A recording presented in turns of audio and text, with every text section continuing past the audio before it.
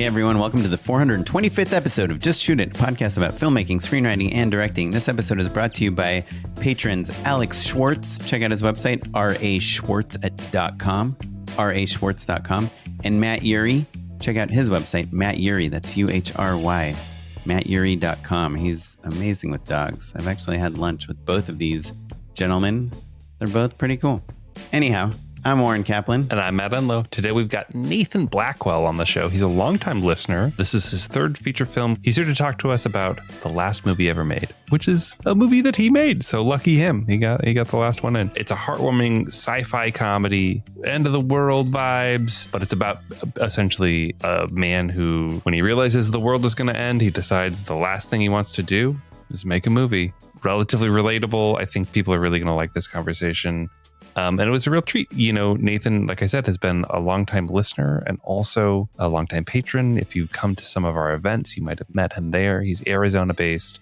It's pretty rad. It was a pretty fun conversation. And I think if you're the sort of filmmaker who's thinking about what to do about living in a smaller market, if you're like not in London, New York, LA, living somewhere outside of those markets and thinking about making a feature film, I think this will be a pretty pertinent episode for you. And if you live in LA, then, you know, the grass is always greener. See how Nathan did it. I just looked it up. Nathan was a patron on episode 116. Not bad. That's like 35 episodes ago. Crazy. Before we get into our conversation with Nathan, I just want to tell you about yet another friend of ours. This guy, Jordan Brady. I don't know if you've heard of him. He's got a podcast, Respect the Process. He's a commercial director. That's his main gig. He's got a lot of side gigs, though. And one of them is he puts on a retreat for commercial filmmakers. He's putting on his third annual filmmaker retreat. And he wanted to extend a deal for Just Shoot It listeners. You can save $200. And it's supposed to be really awesome.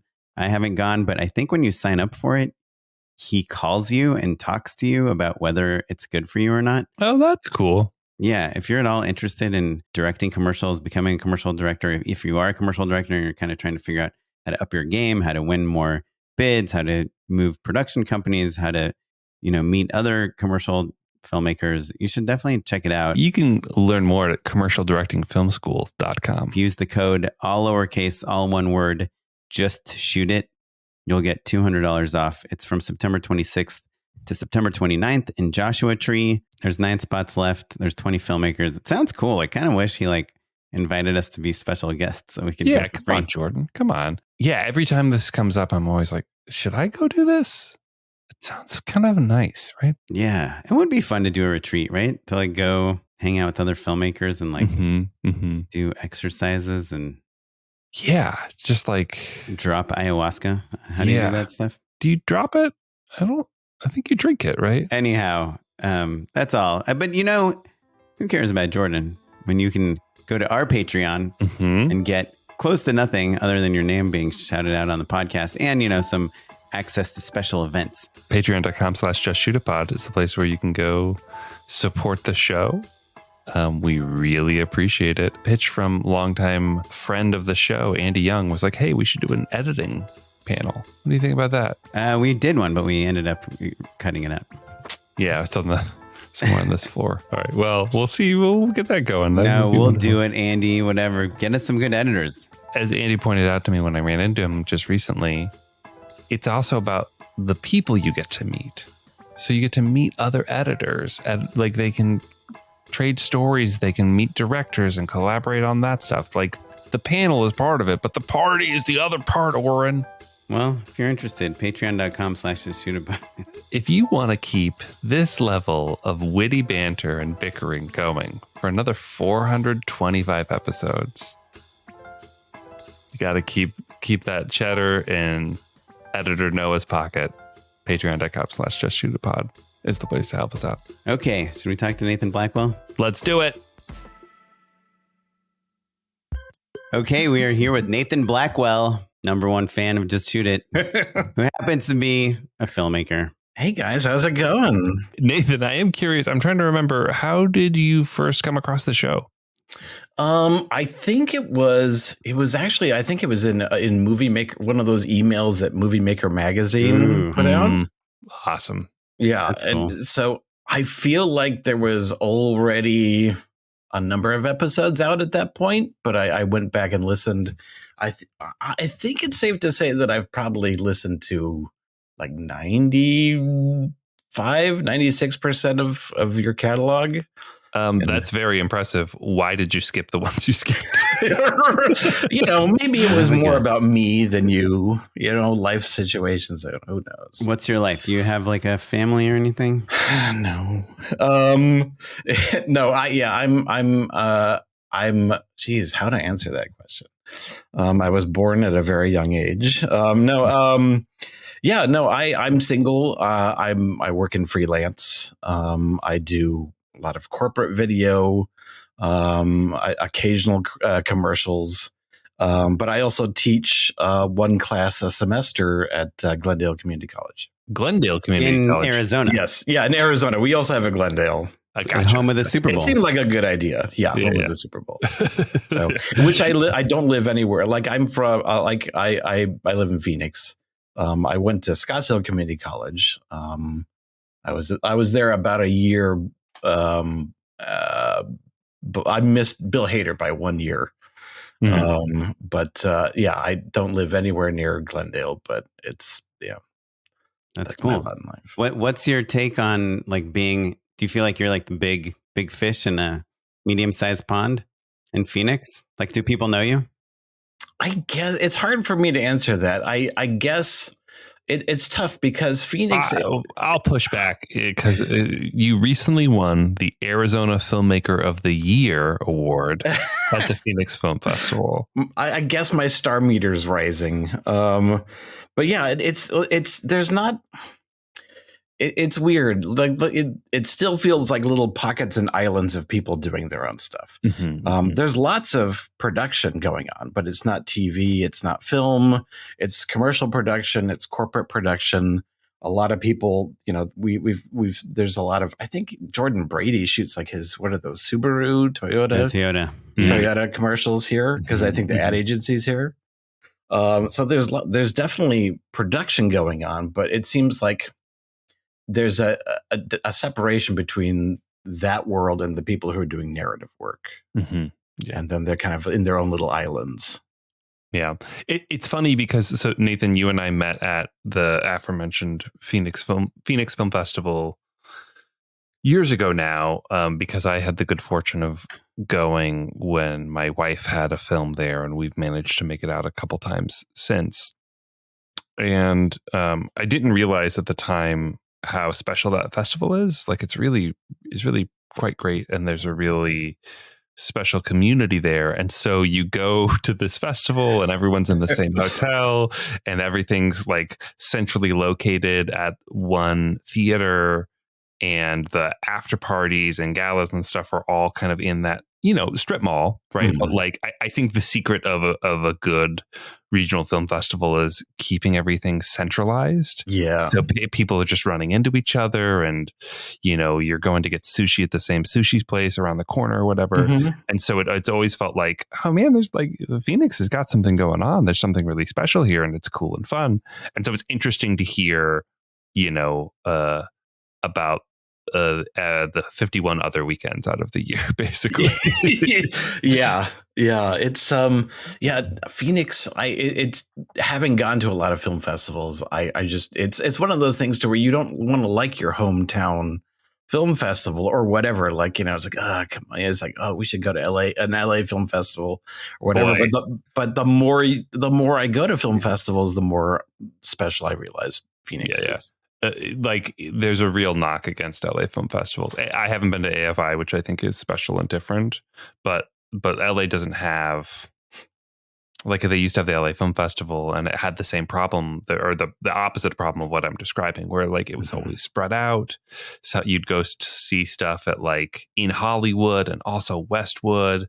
You were bouncing around all over the place. So that thing of like just running into a filmmaker and recognizing them because they're also wearing a lanyard. Mm-hmm. LA doesn't have that sort of vibe. Though, again, I haven't been to AFI, which is a pretty big omission to the... Yeah, AFI is cool because it's all man's Chinese theater. Yeah. I am curious. You mentioned that you're not tied down by little That's right. He's children single. or any annoying things like that. And you've been clearly doing this for a long time, since you've been listening to our podcast for at least 5 years. Have you been tempted to what's tying you down to Phoenix? Like, why not move to like more of a film city? I guess to be real, like I'm 100% freelance, and it's feast or famine. And I just don't have much confidence in transitioning there, because I really don't have many contacts. I'm already kind of struggling just to find gigs here and there.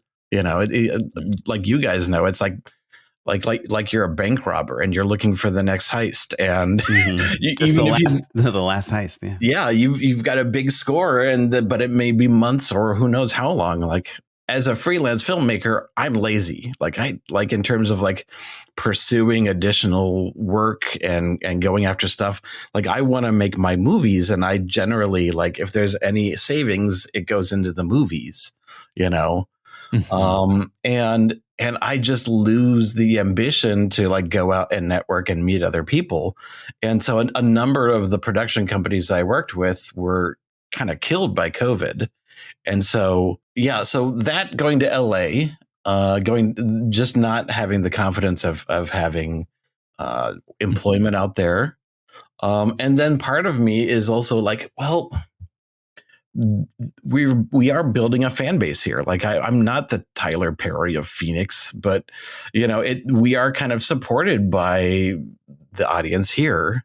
If I did have an opportunity to kind of level up and go to LA, I probably would take it. Yeah, that's interesting. So kind of before we started rolling, I was talking to you about how, you know, you've made a handful of features. You had a web series called Voyage Trekkers, which I think is like around when you and I first met.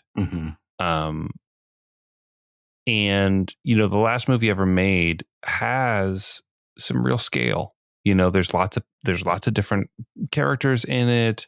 You know, there's tons of locations. You've got the luxury of being able to kind of, maybe, I don't know about how your shooting production was or your shooting schedule was, but it felt like, oh, maybe you can spread things out a little bit, pick things up as you need, borrow locations. People are excited for you to shoot at their house or their business, things like that. This is me all projecting, but like, you know, if you look at your body of work, and if you had to permit and pay everybody what they're worth, all of a sudden these productions become way more expensive, to the point where maybe they don't happen. They probably don't happen. Yeah. You know, is that accurate to say? Yeah, for sure. I've done 2 other features, but in a lot of ways, this kind of feels like my first feature. So I did my first one like so I was like fresh out of school. I was like 22. This was back 1998, and so I didn't know what I was doing. I was inspired by like Clerks and El Mariachi, and we never got distribution, you know, because we were kind of raised off of that Sundance fairy tale, you know. And then we, you know, when the DVX 100 came around, we shot one just for the hell of it, just to feel like we were filmmakers again, like in 2005. And so doing short films, doing web series, doing commercials and things like that, it was really kind of gnawing at me to make another feature and to really kind of throw everything I had into it. And I had written a lot of features before that, trying to find the right budget to make it work. And I finally wrote this script to specific actors, to specific locations, to things that I thought we could get. So we only actually ended up auditioning one person in the whole movie, and it was for like the whole cast. Yeah, and the whole cast. Everyone else was literally like offer. And how many speaking roles are there in the film? Approximately 20. Yeah. So 19 other actors. You were like, "Hey, do you want to be in a movie?" And they were like, "Yeah, of course." Yeah. I specifically wrote it like if our 2 main actors couldn't do it, then we couldn't do it, because it was based off of like our 2 leads are married. And I wrote it for, you know, he's kind of become like my Adam Reaney, our main actor, he's kind of become my like Harrison Ford or Robert De Niro, to where I tend to put him as like a sad aging man who wears like sci-fi outfits. And so I've guaranteed him a trilogy before I move on to other leading actors. So I'm including the web series. So he gets one more, and then he's not safe. That's nice. And your movie is SAG, right? It's not. No. No, it's not. Yeah. So there are SAG actors, but there's not a ton in Arizona. And again, writing it to the specific actors that I wanted, like a lot of them, like if you look at our IMDb, a lot of them don't have headshots, you know? And so I knew that from doing the short films and doing the web series and many of them, some of them I even met through doing these like corporate videos. And there was kind of a filtering process of, these are the people that I really like. These people are interesting. They have interesting personalities, and then just kind of like tailoring those moments to them and kind of finding them. Do they have day jobs, generally speaking? Yes. Yeah. All of them. So yeah, we shot the whole feature. It was originally supposed to be 18 days, and it ended up being 16 because of COVID. But we split the production in half. So we shot 8 days in November of 2021, and then we were going to shoot 8 days in January, but our like 2 days before they're supposed to fly out, our main actors who had just moved to Minnesota right before we started filming. So we were flying them back. They had caught, it was the Omicron surge. Yeah. So they had just caught it. 21. Yeah. And so they just caught it. They canceled all their plans. They were only staying at home. They have no idea how they got it, you know. But yeah, so we basically then had to kind of push and break it up into little sections. But we had to do that because none of our actors could take all that time off. Like a lot of our crew were working crew. And they weren't working too much, but they were still booking gigs. And as like 2022 was opening up, they were starting to get more gigs. But yeah, the crew would have loved shooting all in one block, but none of the actors could have done it. Did the crew get paid as well? On all of our stuff, you know, it's just all volunteer basis. But I felt for this, if we had the possibility of making money, then we had to pay them, at least with the exception of like extras and things like that. And so we did a favored nations deal. So everyone on the project got $100 a day. So, so no matter what your position was, if you're the DP or if you were an actor, you got $100 a day. Now, with that insultingly low amount of money, we still wouldn't have been able to make the movie if hadn't some people deferred their salaries. So I would say most of the department heads who were kind of like behind the inception of the movie, they were all deferred. So I was a producer, I was the director, I was the writer, all deferred. The composer, other producers, all that deferred. And a lot of the actors were 50-50 deferred. Actors who just showed up for 1 or 2 days, we just paid them. And when you were calculating your own rate, did you count like all your writing days and all that? No. The way we did it was like, okay, if you're on the whole project, then we pay you by how many production days there are. So the editor would get $1,800 for the 18 days. Or 1,600 when it went down to 16 days, and then the writer, producers, etc. So, what's so funny about $100 a day is that it is not a ton of money for an individual to receive, right? It's not nothing. Right. Do you know what I mean? But like, it's not certainly not a life-changing amount of money. It kind of, you know, make sure you're not losing a ton of money if you're buying yourself out or whatever, you know. But if you have 20 people, people and you're the person footing the bill, that is a real amount of money all of a sudden. Yeah, it suddenly becomes it just paying $100 a day for everyone involved. It's suddenly like $40,000. You know, yeah. like literally, that's the math. And you financed it yourself? I primarily financed it. And so I had two other producers who brought in a little money, which really helped. The last movie ever made, it's kind of a sci-fi comedy. When our main character, Marshall, he's kind of pushing 40, hasn't really done too much with his life. When he find out that the world is coming to an end, the thing that he thinks is going to give his life some final big meaning is to finally finish his sci-fi movie from high school. And so this is like 15, 20 years after the fact. He hasn't kept in contact with any of his friends. So he's hitting them all up and they all have different feelings about him. And then his estranged wife ends up getting kind of part of the project too.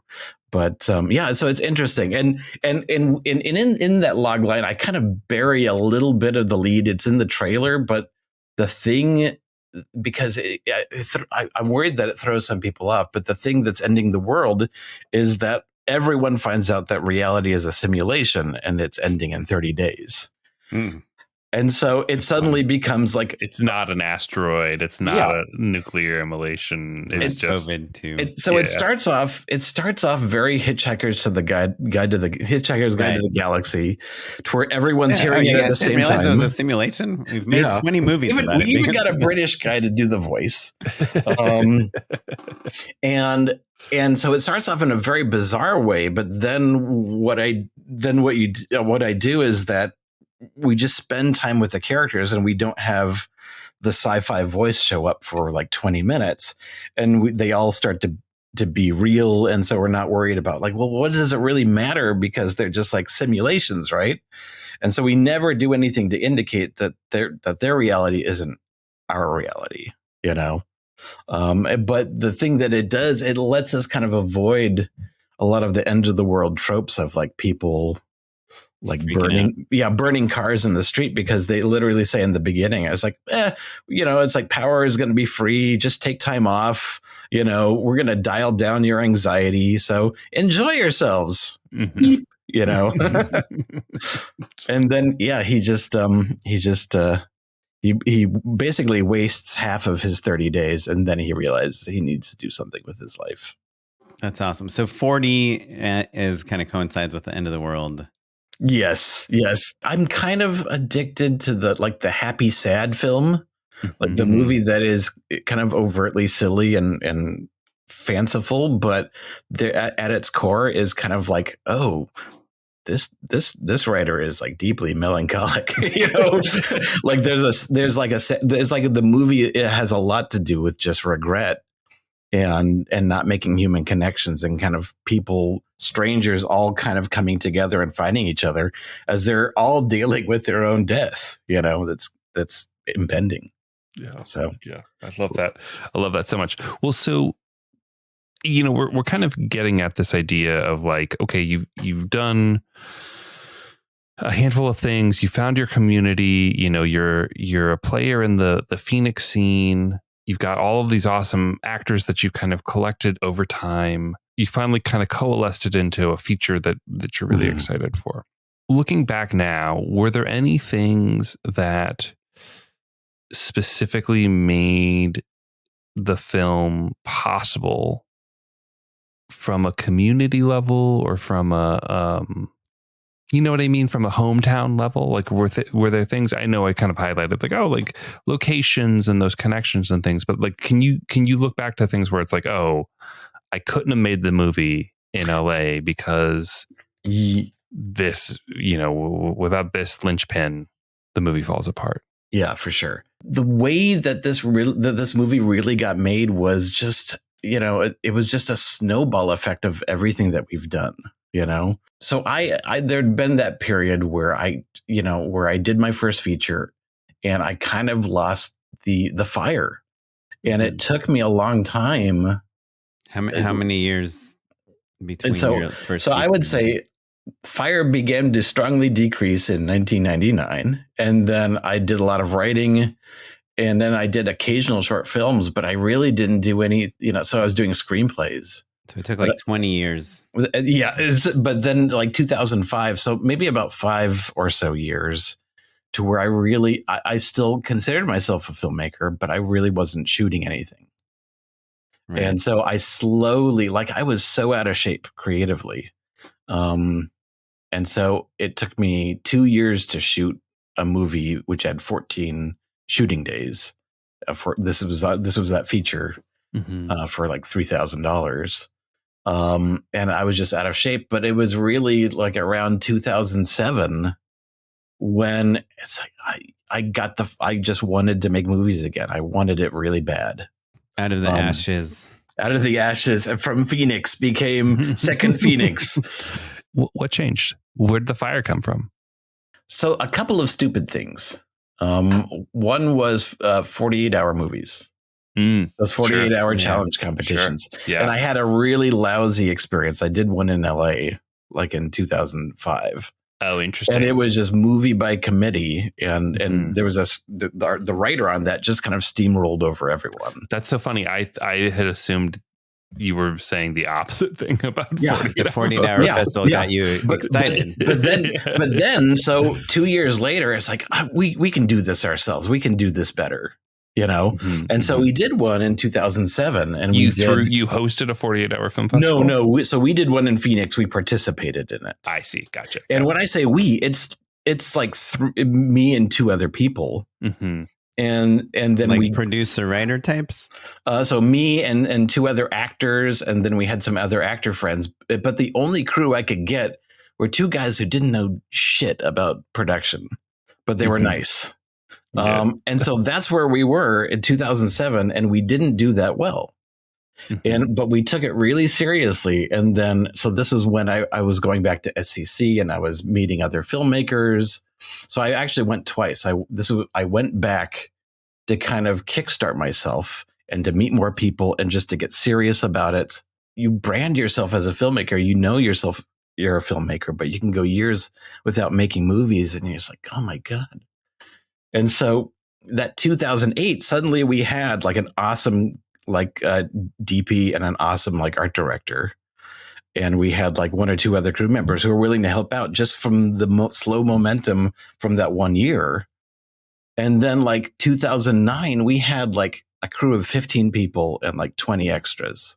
So it was just slowly building it. And then we did our web series, and it was more favors. It was more things like that. But I remember this moment where it was like another web series. This was like 2010. And I just saw they had a booth at the Phoenix Comic-Con. And I just looked at them and I said, how do you do it? How do you build this fan base? Like, I can't believe you've got like 100 fans on Facebook, like they had people there, they had merch, and I just couldn't believe how they could do that, where I was sitting here, like not being able to, it was like, I couldn't piece anything together.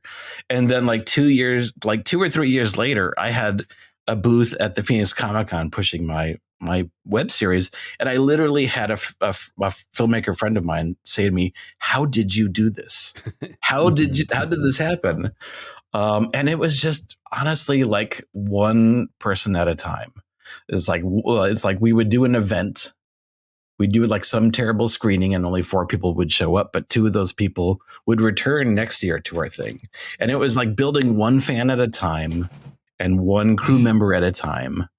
And if I have any kind of success, and it's certainly not monetarily success, it's just that I've just kept doing it, that I've been tenacious. Like I wouldn't even call myself particularly like ambitious. Like I'm gradually ambitious, I'm just too dumb to quit. One of my favorite characters is Indiana Jones. And the thing I like about him is that, that he's tenacious. That's his superpower. A lot of the like LA question, is about how, I mean, to me, and this is with no perspective because I've just been here basically my whole career. But it seems like just going out into the world, you naturally meet those people, that you'll work with. And then but if you live somewhere else, it takes some ambition and takes some perseverance, and it Yeah, takes you some have to thought. go to the film festival, or you have to go to the film school, or like you have to those little hubs. Which, frankly, Oren, I think it's easy to forget because we're just our whole community is filmmakers. That we did have to do that once upon a time. Like Yeah. I used to tell people to take classes at UCB for a reason, and it's because Los Angeles is a big, scary place, and so you need to still have those little anchors, those little beacons for people, Right. But yeah. Or just put your kid in like a Silver Lake preschool. Sure, if you've got the $25,000-$30,000 to spare. Oh yeah, I guess there's that part. But okay, so go make a movie. Yeah, so you made the movie. So the last movie ever made, and you're saying you kind of think it's like you think of it as your first feature film, even though it's your third, just because you were very serious about it. Well, yeah, I would say the process of making, like in 2007, that's when my production company, Squishy Studios, which is a super manly name, I know. So we just leaned into the silliness of it because I saw so many other like at these 48-hour film competitions, there was everyone like with black letters on black logos, or whatever, just like being like, like Blade Star, like everyone taking themselves, I love Blade Star. like they were like the Axe body spray of production companies, Right. like everyone was trying to be tough, and I wanted to be the red camera rivet. Exactly, I wanted to be the opposite of that, so it's like claymation, Squishy Studios. And it was honestly, I heard somebody refer stuck. to that aesthetic is like 90s tech brutalism when you talk about like the red camera. And I was like, oh yes, that's exactly what that vibe is, like brushed gunmetal sort of. Absolutely, with like CGI like flame embers. Yeah, exactly. Just a pair of Oakleys somewhere. And I definitely like leaned in towards like those TV like production cards that are just like hand drawn, and the kid is saying something in the background. It's like I'm never gonna be cool, so I'll just like be dorky and own it, and just feel bad about it in social functions or whatever. But So when you made the movie, I mean, you said you mainly self-financed it. A couple of your partners brought in some money too. Was there a goal to make money with it? No. I would like to make money. I think sustainability is the goal. But self-financing it and not, it's not like we turned down investors. But it gave us permission to kind of not have that to be our priority. Right. As making the money it could be, because we want it. It's like there are certain other things, like we probably could have made more money doing self-distribution, but we wanted to also appear like it's a legitimate production and that everyone can see it. They can point their mom to it, we can, it's easier to get reviews. It's easier to build the fan base. It's easier to get the next project going, because some investor can just turn on their Roku and see it there, Yeah. Right. Money, and those requirements will probably change for the next one, because I don't have any more money. And I've got, it's like, I'm not allergic to the idea of investors. I'm just terrified of it. So, right. And so, Was there ever an idea to like, hey, let's get this one actor from Mad Men or something to have one scene to put on the poster so that we can try to make more money back? Yeah, ever since the web series, like in 2011, 2013, that was like the run of it. We were going to do Voyage Trekkers, the movie. We were going to do a feature film version of our short film Zombie Team Building. We were going to do all these other projects that were just way too ambitious, and we thought that that getting a name actor was going to be our thing. And we even pursued some of those things to where we talked to a couple of people who could not have financed a movie, but they were famous and they were on things that we had seen. Yeah. The Pauly Shores. Like number 7 on the call sheet from Deep Space Nine, or Oh, right. or like a Pauly Shore or things like that. A friend of a friend knew someone. And so we had even like put them in business plans, and in some cases even reached out to their agents for projects that had no money, and so just a lot of kind of like the perception of what you need to do to kind of get a movie made. Right. Yeah. I mean, I think the theme I'm hearing here, Nathan, is like you went for freedom. Do you know what I mean? Like, yeah, like, for better, for worse, I'm, now as I'm later in life, I realize, like I see some of the commonalities of my decision making, for better, for worse, and that tends to be like the thing, it seems. Yeah. You don't want to owe anyone anything. It's not that when you're in charge of a production, you're still so responsible for everything that goes on and everyone that's a part of it. Not only everyone's safety, but also everyone's like satisfaction for the experience. But I just want to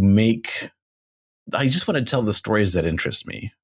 For the most part, like, and I say that, but there's a separation when I'll shoot like a corporate gig, and it's like I understand what the client needs, I understand what the client wants, and I can deliver that. But yeah, I guess I think it's more to do that I'm just not interested in a lot of the other stuff. So obviously I'm having this conversation with you as a person who, putting together a movie. And it is putting together a movie, so the grass is always greener, right? With a sci-fi bent. Yeah. I'm like, oh man, sounds nice. Just oh, shit, dude, just what are you waiting for? But Matt, you did, even though Chrissy directed it, you did just kind of make a movie. I did just go make a movie. That's true. Yeah. Did we see each other we played Phoenix? That was one of the festivals. We were like, hey, we'll just send it there. See you next Christmas. See you next Christmas. Played Phoenix. It was so fun. But everyone has that thing. I mean, I did too. I made a movie that had some names that like very specific people would recognize, but like as a whole, none of our parents would know them. It's like when you get the festival rejections and then you see the movies that got in and like, oh, David Schwimmer's in this one, Brie Larson's in this one. You're like, should have cast Schwimmer, or should have cast Schwimmer. Should have rossed up. Yeah. So what I was getting at is like, I'm looking at this project through rose-colored glasses. And you as a person who, Nathan, who lived through making it, can you think of moments where you were like, boy, I wish we had more money, or a more, quote unquote, like a Hollywood crew? Or were there instances, what were the speed bumps like for you when you were making the film? Yeah. One thing, scare people away a little bit. Scare people. Okay. Just both sides of the coin, I guess is what I'm saying. When you are asking, when you're getting locations for favors, the stress is probably 3 times greater than if you're paying for it. Yeah. Because kind of the same with actors too. Yeah, because it's like, well, whatever, you're getting paid. Yeah. There was one location to where I was like, where I was just stressed out all day because we were in danger of getting kicked out because one person did something that the homeowner didn't like, and suddenly like it became an issue, and now I'm like fighting through that as we have to get through the rest of the day. Michael, you should have put the toilet seat down. And then we had with COVID, we had plenty of like pre-production time to kind of plan things out. But in terms of like really kind of like designing everything with the art department, or really designing all the shots and everything with the DP, because we didn't have the money to pay for their time beforehand, all that lead up time was really my time and not theirs. So I would say that was a big disadvantage. If going into the next project, I would pay for their pre-production time so they can take a couple weeks off beforehand and own them But also it just like it was just a G&E merry-go-round. Like we had like a new person every day, just because we can only get them for a day, or, at that rate, it was just constantly new people. And so our poor, wonderful DP, Jason Sievers, it basically had, like an AC and then a brand new people every other day. Yeah. Which I can relate to for sure. Kind of in all of my indie stuff, it was just like, all right, a new person. You seem nice. So the ones that stick with it, boy, you really love them. Oh yeah. Usually it was like it was like the world's best PA, and we shall now. Yeah, they get an upgrade, and they're now like on there every day. Yeah. So, any big takeaways from the filmmaking part of it, like the craft part, like anything you learned or during the production or post production? That's where I find like I learned most things in like the edit, like the mistakes I made. I don't realize during production, but in the edit, I'm like, why did I not just get one thing to cut away? Oh, absolutely. Yeah. There's a couple of gags and jokes I kick myself. Like every time I watch it, I think of the gag that I could have put in there. But in terms of like, I had never really done this before, but we got a lot of value out of doing a test screening of it wasn't like a rough cut, but it was like the second cut of the movie. It was before the music. And so a friend of mine, she owned an improv theater. We got together, friends that we liked and strangers. It was about 20 people in all. And we did a screening. And for a lot of some of the producers, it was the first time that they had seen it. And so we really got a lot of value out of that. And we really we did some reshooting, but it was more stuff like exteriors or inserts. And I realized that the movie was just cut too quick, too tight. And I had to have it breathe a bit. The pacing was too fast. Yeah, it was too tight. Yeah, it was too fast. And mainly it was transitions of being able to kind of downshift into different emotions, because the movie does really, this was one of the areas I was really worried about, is that it does do a lot of tonal shifts. It goes from a ridiculous like Hitchhiker's Guide to the Galaxy kind of voiceover, and it just comes out of a scene that was very much about husband and ex-wife's past relationship and them not being able to settle any of that, and just kind of not resolving it, and getting kind of going into a very human place. Yeah, it's like sci-fi comedy, and then also like relationship drama.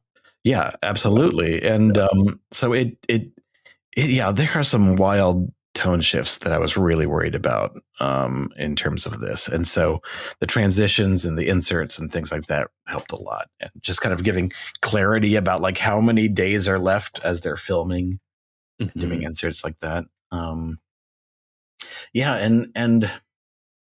boy, yeah, it's tough to shoot at your mom's house. I don't think I'm going to do that again. we shot her, it's like, you can, it's like, we shot at her house for 8 days. Oh, and that is stressful. It started to become a problem. Yeah. Did she feed you guys though? No, but I mean, that was me being political. Like again, like the nicest person in the world. Like we had 4 or 5 days of no problem. And then as it started to wear on, it's like, what did I sign up for? Well, like if someone is like, hey, can you not be at home for a week? Yeah. Yeah. But there's going to be 20 people at your home. Yeah. Kind of messing with your stuff, they're going to move all your around. Stuff. Yeah. You're going to get a phone call like, something broke, and, But yeah, that was definitely a diplomatic decision of not having her do anything else for the production. So how did you get your distribution?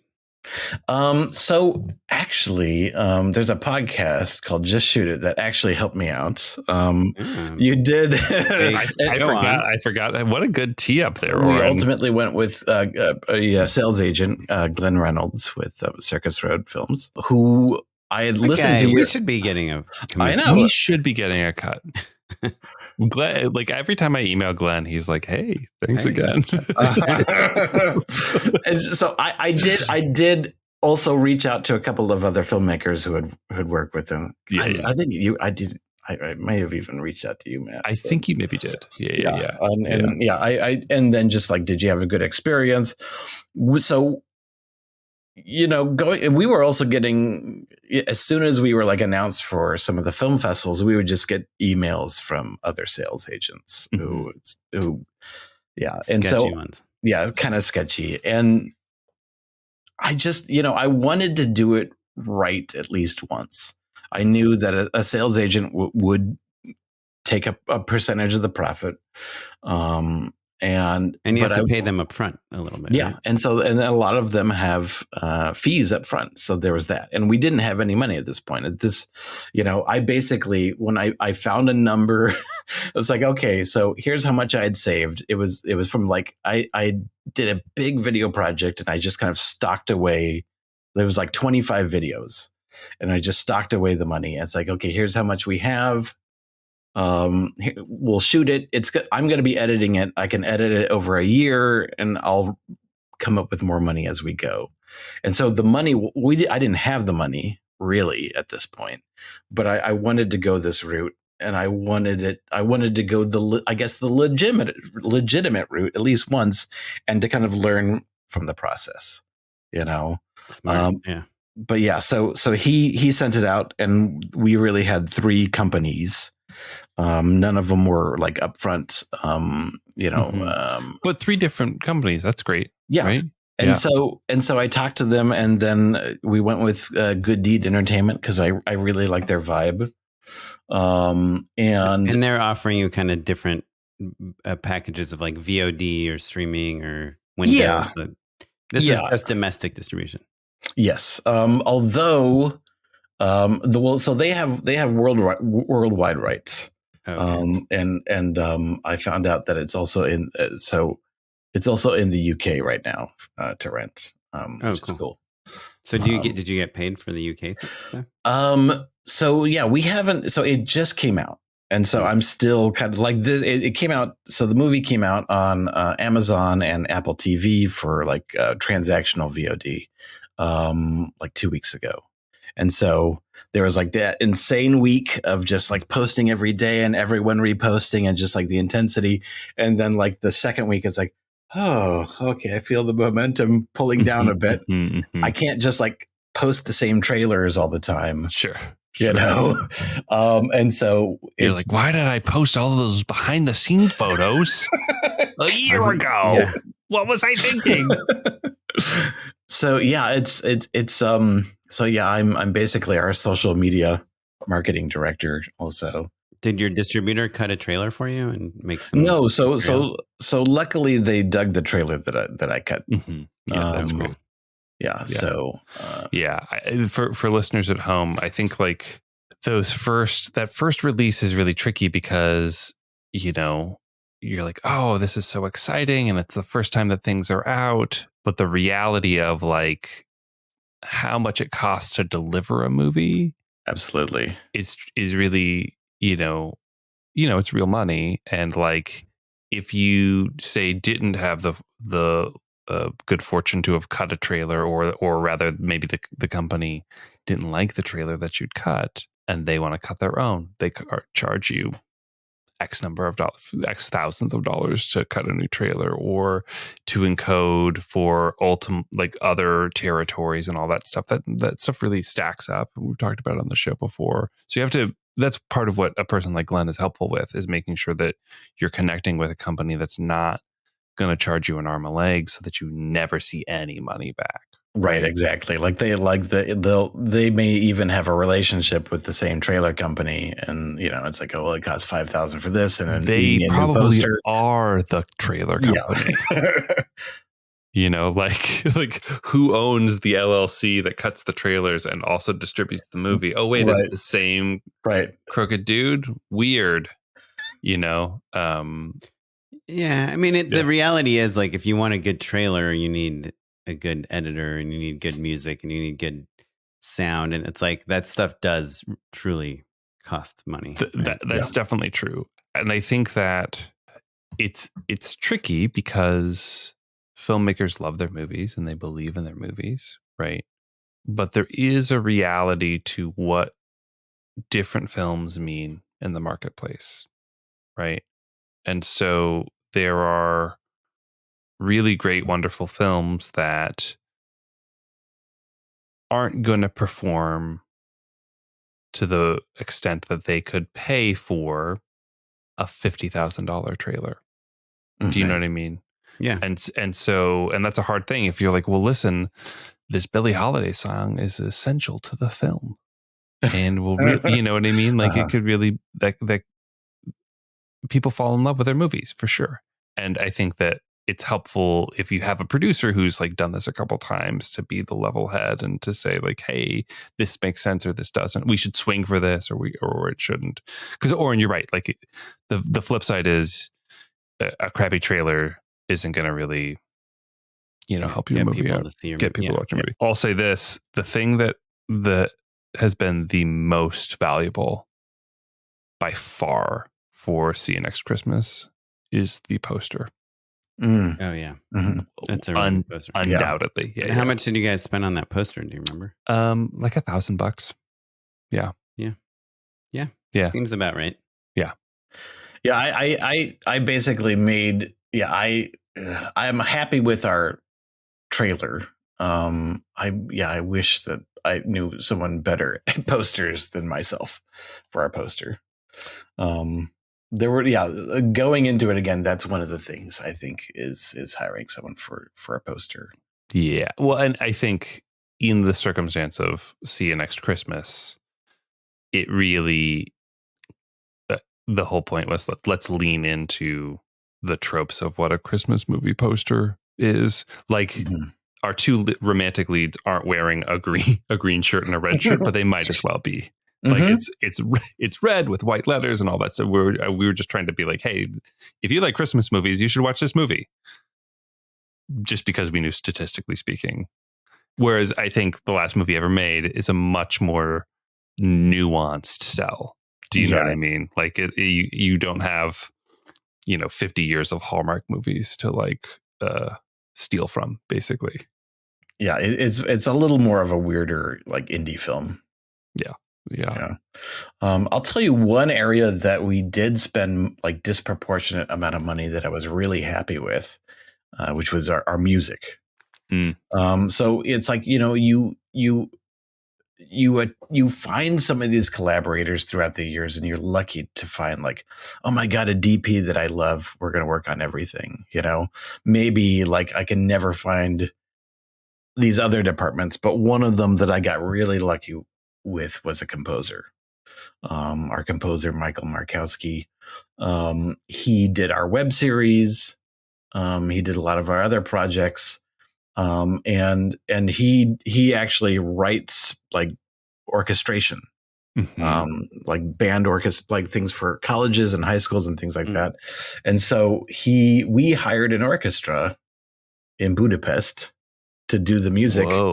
Whoa, that is crazy. That is cool, Nathan. That's awesome, man. But we could only afford like 10 minutes of music, which was still like $5,000. Just repeat it.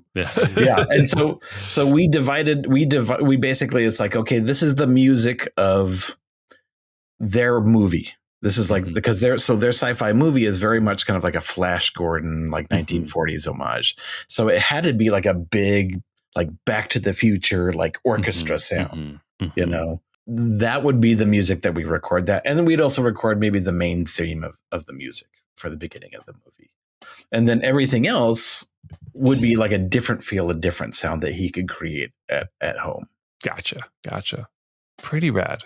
That was that was one of the highlights of, because he also paid out of his own pocket. He paid for you can actually like hire a video team to cool. film the orchestra, which was so awesome just to see them perform it. And he cut it together, and it was just like one of those moments you dream about as a filmmaker, is seeing an orchestra performing the music of your movie. It's like a DVD featurette come to life, you know. I was just like, I was high on that for a week. Yeah, man. Yeah. Well, I'm getting a contact high just talking to you about it. Yeah. I had an orchestra once, and it was non-union in LA with a bunch of union musicians, and the composer was like, "You cannot film them. Put away the cameras. You cannot post this on social media." And I was like, my whole life has been to show people this, and now you're telling me I can't. But on that note, so you made, this is your biggest movie, but still kind of self-financed, still kind of, worked with your friends. What's like, do you want to turn this into like the studio film, like agent, manager? Like, what's the next step? Like, would you put yourself through this enjoyment, ecstasy, and agony, yet again? Or would you try to at 10x the budget next time? Okay, so given my druthers, the big lesson from my first movie, Forever Midnight, was not getting back on the horse and realizing that I had to do it all over again in a very similar fashion. We do like these giant things, and we hope that the elevator is going to show up and take us to the next level, and it's only when you realize that you've only moved up only a couple of stairs. And so going into this one, I was just hitting myself over the head. You have to remember that the next one's going to be a lot like this. And so my big mistake is not having a screenplay ready to go. But it's the next one. We definitely want to aim a little higher, but I think the next one is only going to be maybe 25%, 50% bigger than this one. And I don't know where the money's going to come from, but now that we've got this one, the hope is that we can kind of show these people that it's a tangible thing. That's a real thing. Like, would you try to get a name actor in the next movie? Would you try to? I would say only if we hit a certain budget, and then we kind of have the financial responsibility to kind of get someone. Like if we did a budget, like is $250,000 enough to get? I feel like it is. Like you probably got to get. It doesn't have to be a big name to hang the whole movie on, but I feel like you've got to maybe sprinkle in one or two people. I don't know. Like that's definitely brand new waters for me. But I would say definitely at $500,000 and up that you've got to have a couple of names in, because at that point, that's a lot of money. I mean, I would love to direct, something for like 500,000 or $1 million or something like that. I certainly wouldn't hate it. I mean, I've directed like branded spots that were like 2 days of shooting for $100,000, and it's like, okay, cool. It's not that different. Yeah. Sure. Yeah. You're like, where'd all the money go? And the answer is to your crew. Yeah. Good. I hope at least a little bit. That client and agency dinner. Sure. Like, we just spent $2,500 on dinner, and you told me you didn't have enough money to pay me. Yeah. That makes sense. Yeah. I don't need to order the steak, guys. Is there, I mean, obviously the movie just came out, so I feel like we still don't quite know what's going to happen with it. But how can people see the movie? I mean, I know it's on Apple TV and streaming in a few different places. What do you encourage people to do? And give us just one sentence on why they should watch the movie. So this is ultimately a movie about movie making. So it's kind of like Ed Wood or Bowfinger. But it's inherently very charming and sweet, but it does have, again, that kind of happy, sad feeling. And so even our, like on Letterboxd, even the kind of middle of the road reviews, it's like our worst review was, it's no Oscar film, but it is pretty charming. You're like, all right, dude. Yeah. So it's definitely it wears its silliness on its sleeve. But it's fun and it's got a lot of heart. Yeah. Cool. It is funny how Letterboxd has like, it's a self-selecting group, but so like when reviews pop up for your film, you like notice a little bit more. Do you know what I mean? It feels like it's like that there's a culture of like people talking about what they think of a film there. It's that the most rewarding, I guess, like experience of releasing the film has been the Phoenix Film Festival and then our Letterboxd reviews from some of the other film festivals. Yeah. Cool. And just total strangers, some people really liking it. And I was like, who are you? It's wonderful, but confusing as well. Like, because there's that part of you that always wants to kind of keep your feet on the ground, you know? Yeah. Well, I always think when we get a negative review on Letterboxd, I remind my wife of Oren's advice. It's not a real movie until you get negative reviews. Oh, absolutely. Yeah, that was definitely the lesson from putting out our web series. Was the YouTube comments, like, rough and heartbreaking, and then you just got to get used to it. Yeah. Especially, I think, with fan communities, right? Like whether it's a Christmas movie or a Star Trek web series, you know, like something about it creates a level of entitlement or just because we were pushing it out to the Star Trek communities and hopefully because we weren't Star Trek, but we were like Star Trek, and so but we would get there's definitely a section of the fan base that have no sense of humor about it. And they definitely shared that opinion with us. Well, Nathan, this was great. We can't wait to see what you have coming next down the pipeline. Where can listeners learn more about the film and more about you? Yeah. So the last movie ever made, we're at lastmovieevermade.com, but that actually sends you to Squishy Studios. But we're also on Instagram and Facebook. And then I'm at Squishy Studios on Instagram. So nice. Yeah. Well, do you have a few more minutes to hang out and endorse with us? Yeah. Okay. Unpaid endorsement. So my unpaid endorsement, guys, you're going to roll your eyes, but I stand by it. Already rolled. It is stone fruit season. I'm talking cherries. I'm talking nectarines. I'm talking peaches. We're at the dawn of... I've been eating a lot of plums. Sure. Oh, yeah. I had some cherries today. And you know, those apriums, those like cross fruits, they're not as good as either fruit on its own. Yeah. Don't get fooled. I don't know if you guys have been eating nectarines lately, but like it really, we're talking about in the last 2 weeks, they've been rolling out. I prefer a nectarine to a peach any day, by the way. Okay. Princess Nectarine. That's my type of incredible. They're so good. They're so good. And we've been looking forward to it because my daughter, basically, she's been eating food for solid food for 2 years now. So she started in stone fruit season when we had all these incredible peaches. And it was one of the first things that she could eat. She'd have like her little 2 bottom teeth and we'd hand her a peach and it would be upside down. And she'd just like shave it like an artichoke. Yeah. Like a bunny. Yeah. She friggin' loves them. Anyway, I'm really saying, and I've said this before, but eating seasonally is the best because like you just eat the best food when it's in its prime, basically. Anyway, so that's what my recommendation is. Eat seasonally and enjoy yourself a cherry or a nectarine.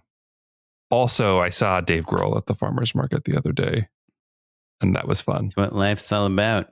Yeah. He's my hero. Nathan, what you got? I'm going to endorse a snack from Trader Joe's. Nathan, you do listen. You do listen. All love. Okay, which one? Let's see. Now you have to, actually. Oh, no. Shit. So my recommendation, have you guys heard of the YouTube channel Veratasium? Yes. It's kind of one of those fun science channels. Yes. You know, it's not clickbaity But yeah, so this is a good recommendation for like filmmakers who want to overanalyze, right? And strategize. It's kind of takes a deeper look at that kind of like Malcolm Gladwell, like 10,000 hours to be an expert. And it's called The 4 Things It Takes to Be an Expert. So it really kind of drills down a little more, this about is a video on Veratasium. Yeah. So it's a video on Veratasium and super accessible. But it's about talking about what are actually the things that experts do to become experts. The 4 things that they kind of pointed to were repeated attempts with feedback. So actually doing something and getting feedback. So this is like a chess player winning or losing. Number 2, having a valid environment. So you could be an expert at roulette, but the environment is random.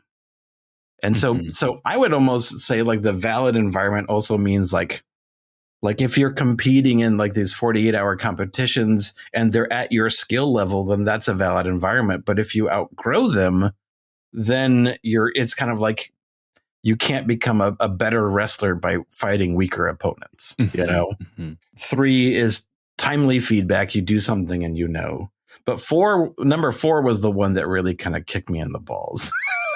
Which is not getting rich parents. Right. Yeah, sure. Don't get too comfortable.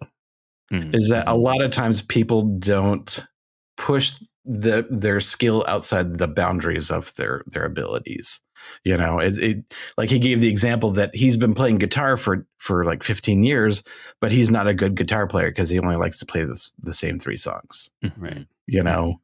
And so that got me thinking about like what are those analogies for filmmaking, you know? I think getting too comfortable is what a lot of us do is because we want to be comfortable, you know? But I also think that in doing our work, doing sometimes the stuff that's scary, you know? I mean, I ultimately just like to make the stuff that I like to see, you know? Which is not necessarily too edgy, but I think there's still stuff that you can make that still scares you, but is still kind of in your voice. Yeah.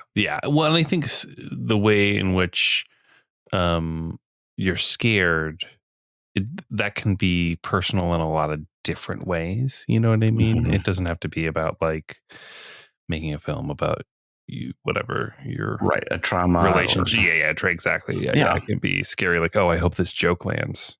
Yeah. Of kind of going like for me, like going in a more like adult relationship direction rather than silly costumes was scary. Yeah. Love that. I met with this commercial production company a little bit ago, and they're like a really good company that makes amazing things. But like one of the things the people that run the company said to me when I was talking to them about just how there's so many amazing directors out there that make so many cool things that I'm seeing like online every day. They were like, yeah, we don't really want to be cool. like let other people be cool. We just want to be funny, you know, like, and that made me like feel so good, you know, that like pressure to not have to be cool is nice. But, you know, but like you're saying about this expertise thing, like you still need to push yourself regardless. I guess I take solace in like the whole like Chuck Jones thing about that, you know, you've heard this before, like, you know, like he was in art school and he saw these people that were like Ferraris and he knew he could never be a Ferrari, that he was just like, he was like a pig in comparison. And then like his uncle or whatever said, well, just be the fastest pig you can be, you know? And I feel like that's kind of that's my life path is a fast pig. It's like wild boars are pretty fast. Yeah. Javelinas. Oh man. Yeah. Look out. Love it. Kaplan, what you got, buddy? I got a random assortment. I listened to a really good podcast episode, a really good episode of Script Notes today with this guy, Alex Edelman. I think I might have endorsed his stand-up special on Netflix. It's really good. His Alex Edelman, I think it's called Can You Believe It? He was on an episode of Script Notes, and the episode is also called Can You Believe It? It's just him and John August talking about writing, and It reminds me of this episode because Alex is like a really big fan of script notes, and has been listening to it for years. But also, it just reminded me of it when you were talking, Nathan. He said he was talking about getting notes and how like that he loves notes because he's like, that's how I learn how to be a better screenwriter is through notes. And especially if we get notes from experienced people, they're like, hey, you know, it's helpful when you set this thing up. It's helpful when you have a character in the first draft, just say exactly what they want. And then on the next draft, you can like find the subtext. But then in your own brain, you can, you know, so I just thought it was like, you know, a lot of people are like, notes. Okay, fine. I'll change this thing, you know, but like he talked about notes as if it was like a gift that people were giving him. Like teaching him to be better, which I really liked. But Alex Edelman on Script Notes. Another thing, I probably mentioned it before, but like if you're sick, go to urgent care, especially if you have health insurance. It's pretty awesome. I had this stomach bug. My whole crew from America, I guess a lot of us tested positive for E. coli and stuff, and I got some antibiotics. But they also, speaking of your seasonal fruit endorsement, Matt, you know, recommended that I go on the brat diet, you know, bananas, rice, applesauce and toast. And one of the things, my wife bought me some saltines, and I told my daughter, who's 8, that, you know, it's impossible to eat more than 6 saltines in a minute. And she was like, Dad, you are absolutely 1,000,000% wrong.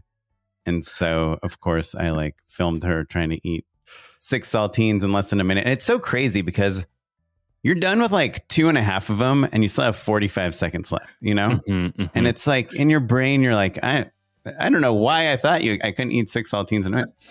But then you have like 20 seconds left and you still have 2 more and your entire mouth is just 100% crumbs and there's 0 humidity left in the room to melt those crackers. And I don't know. Like I posted it on Instagram and so many people have talked to me about it. It's like as if it's the most interesting thing I've ever posted.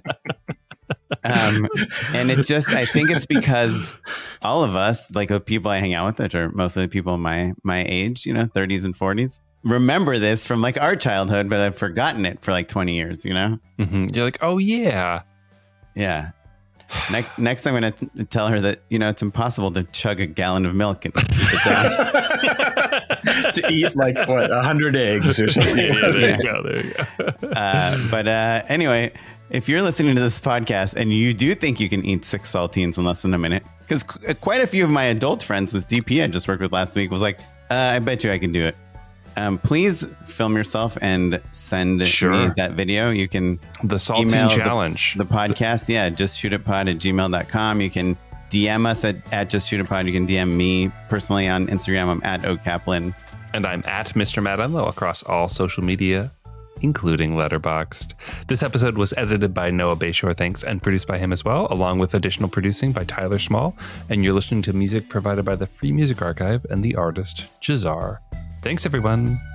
Thank you, Nathan. Yeah. Oh, thank you. Goodbye. Bye.